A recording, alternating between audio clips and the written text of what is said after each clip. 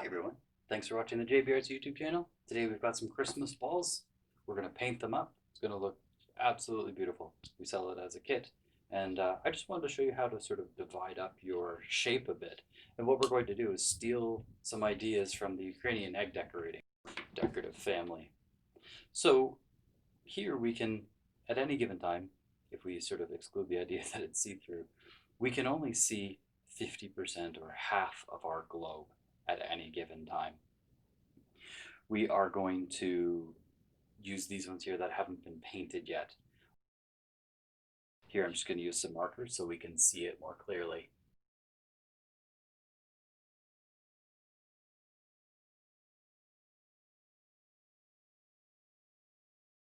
We can create just a simple X, and if you look down it, you can mark where that X is going to meet. And then when you have a starting point and an ending point, it becomes extremely easy to sort of match the two sides. So I look straight down it, I can just see that edge, and I put it here. Another way to do this is to wrap an elastic around it, and then you can trace around your elastic and base it on me being able to see through it. There we go. Now the paint isn't dry from the marker yet. It takes time for that to dry. Cool. So now I've divided my ball into 4 parts. And from here we can start to divide it even further. We can take a look at it from the side and put another mark on it here. We can do the other side. We can just look right through the ball. Draw the other side. See where it lines up between here and here. And now I've got all 4 marks. Then it becomes extremely easy to trace out all 4 marks. And most of these will be pretty bang on. Now if you're using pencil, if you've already sort of gessoed all of your ball, then those kind of things can just sort of wipe away. It still looks good. There we go. We can start to divide up even further if we want. I put another cross section in here. I mark a good guess of halfway between here and here. I can then divide my ball up in that direction. So this one will go back to the center. And there we go. We're getting sort of a star pattern within our ball.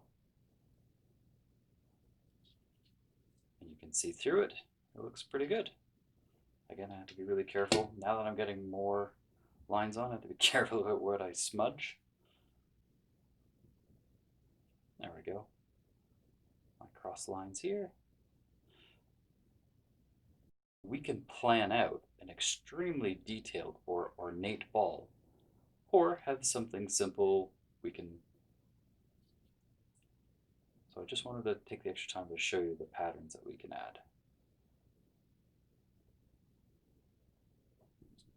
Ta-da.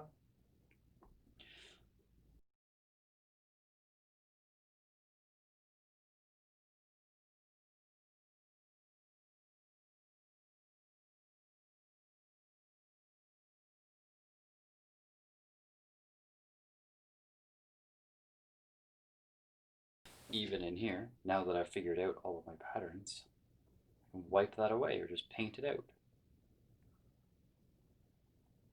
And there we go, I've got this great ball, fantastic pattern around it. This is where I can put my Santa, whatever I want. Here we could do little zigzags.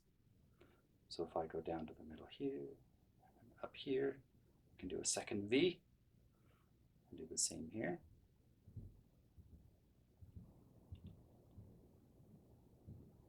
Kind of give it the Charlie Brown stripes.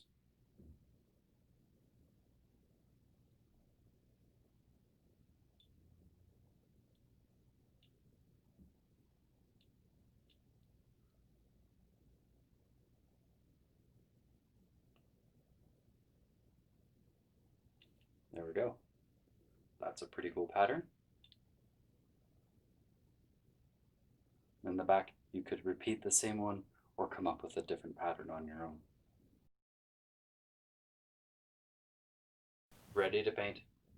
All right, stay tuned. We've got more video for you in just a minute.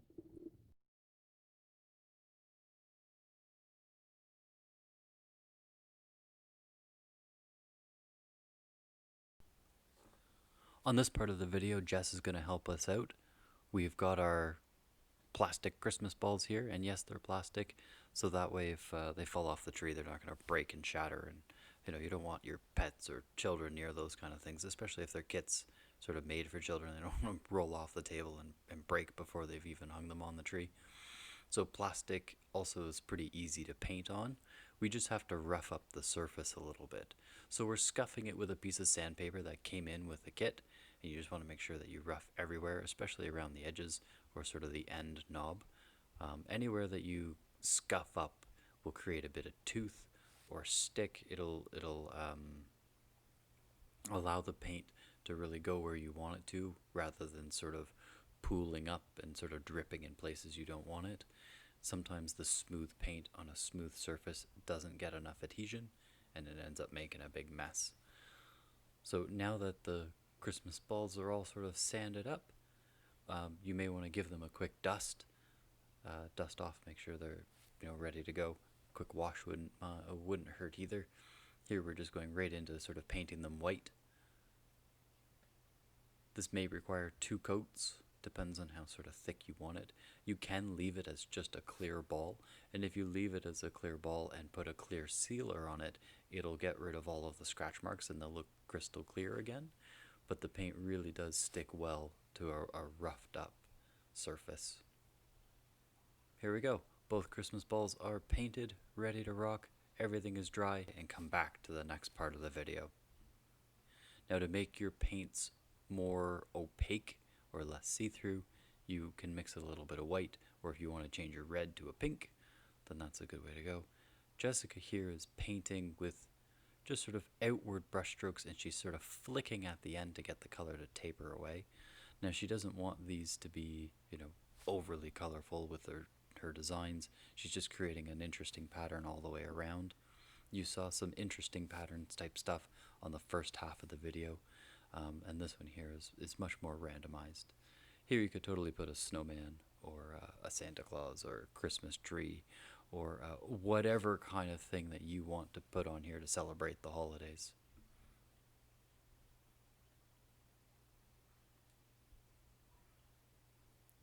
Now this paint dries pretty quick. The pink paint is already dry, so she can sort of brush over top of it and overlap her colors. So that's a good way to sort of paint in your details. Let's say we were doing a band of color. You could do a ribbon all the way around it of paint, and then paint other designs on top of it. Maybe you want to use the back of your paintbrush and do little dips or dabs of paint and create dots to make nice fancy patterns on your Christmas ball. Alright, another idea I have for you is to hold up your Christmas ball as if you were looking sort of right at it on the Christmas tree, and taking the bottom quarter of your Christmas ball and painting it like snow. And then you can still see through sort of the Christmas ball, and on the back side you paint a bunch of green, Christmas trees, maybe with a bit of snow on them, whatever you sort of want. You can do tiny little dots with the back of your paintbrush in white to kind of make it look like it's snowing. And on the front side of the ball, the one that's the closest to you, you paint a snowman or a Santa head or whatever you want on the front face of it. So that way when you look at the snowman, you can see the trees in the background, you can see that it's snowing, and you get this great sort of visual effect of seeing both sides through the Christmas ball. Now, because we sanded it, you might notice it's a little bit cloudy. You can go ahead and paint any kind of sealer on that you want. Even, white Elmer's glue would work if you were in a pinch, but a bit of gel medium or polymer medium, like a gloss polymer medium. If you have any Mod Podge, anything that does sort of a liquid that goes over top that would sort of seal and it's clear and glossy, and that would hide all of your scratch marks that you've left on the surface. And it should, those kind of paint should stick well to those textured surfaces. Now we're on the last Christmas ball here, that Jess is going to demo. And the paintbrush, if you hold your paintbrush at sort of a 90-degree angle to the highest point of the globe, your brush is going to spread out a long ways. But if you lay down your brush, you'll get nice, thinner, cleaner lines. So you kind of want to guide the brush over the top surface. Cool. I think that's all the tips for today. Thanks very much for watching the JB Arts YouTube channel. Really appreciate it. Please don't forget to subscribe, like, share, do all of those fun things. Those little efforts mean a lot, and they help out the channel. Thanks very much. Have yourself a wonderful day.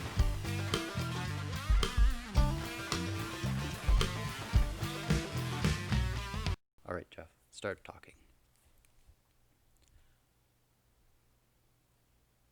Nope, I didn't start talking fast enough. Okay, hold on to that. Hold on to that thought.